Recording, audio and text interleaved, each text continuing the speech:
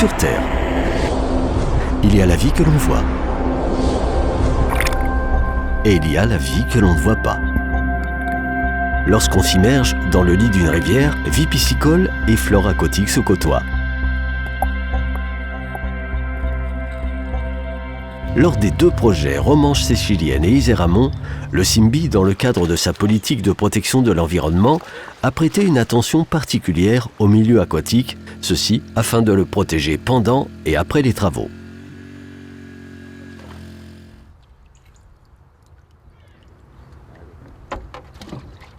Le syndicat a réalisé 11 reconnexions piscicoles, appelées plus communément passes à poissons, 8 sur l'Isère et 3 sur la Romanche.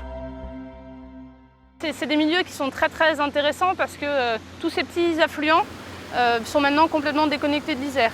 Parce que l'Isère s'est enfoncé, c'est un peu incisé ces dernières années. Et du coup, il y a une marge qui s'est créée entre les affluents.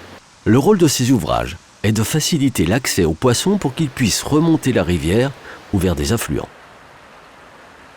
Créés par l'homme, les barrages, les seuils, les buses et les confortements de digues constituent des obstacles à la libre circulation des poissons. Certaines espèces ont d'impérieux besoins de migrer dans le cadre de leur cycle de développement et de reproduction. C'est un phénomène instinctif présent chez eux.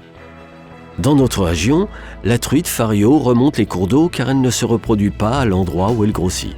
L'idéal pour elle est de remonter les affluents pour se reposer, se protéger du courant ou des crues, se trouver des frayères afin de déposer ses œufs et que ses alevins puissent se développer. Arrivées à maturité, certaines truites resteront sur place et d'autres partiront à l'aval afin de se nourrir. Pour le CIMBY, il était primordial d'effectuer ces ouvrages afin que le milieu piscicole puisse retrouver un environnement favorable à leur développement. Le CIMBY a donc réalisé 3 types de passes à poissons. Le type rustique, que l'on retrouve sur 4 sites dont le seuil de Goncelin.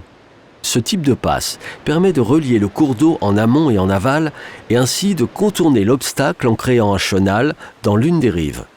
Cette solution tente de reconstituer les conditions d'un cours d'eau naturel. La vitesse de l'eau est réduite par la rugosité du fond et par une succession de gros blocs. Cette mesure est la plus intéressante pour le paysage et pour les espèces aquatiques. Cette passe permet le passage du plus grand nombre d'espèces.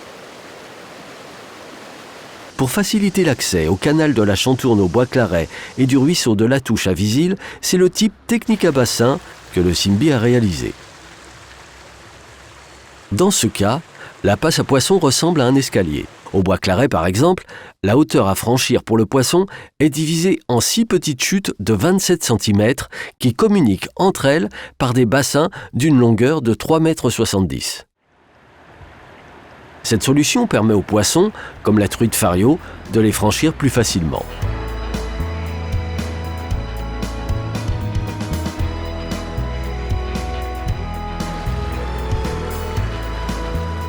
Autre type de passe à poissons favorisé par le CIMBY, le lit naturel, qui consiste à rétablir un écoulement naturel sans contrainte, comme la suppression sur le seuil Tardy à Visil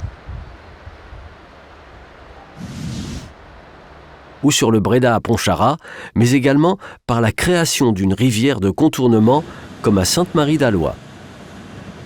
Sur ce ruisseau, en fait, il n'y a pas de connexion piscicole. Donc les poissons ne peuvent pas remonter pour se reproduire ou se mettre à l'abri en cas d'inondation de l'Isère. Cet aménagement consiste à créer un nouveau lit avec une pente plus faible pour supprimer le seuil qu'il y avait sur la partie aval.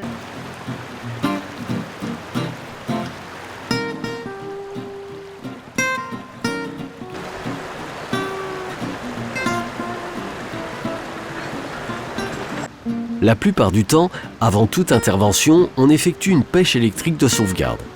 Elle permet d'éviter la mortalité des poissons présents dans la zone concernée par les travaux et d'établir un état de référence de la population piscicole.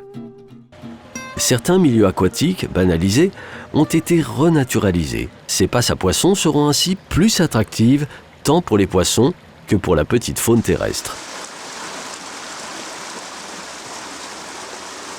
1 an après la fin de ces reconnexions, une visite de terrain a permis de vérifier la parfaite fonctionnalité des ouvrages, malgré les crues saisonnières de l'automne 2014. Tous ces aménagements ont été conçus et réalisés en étroite collaboration avec la Fédération de pêche de l'Isère et l'Office national de l'eau et des milieux aquatiques.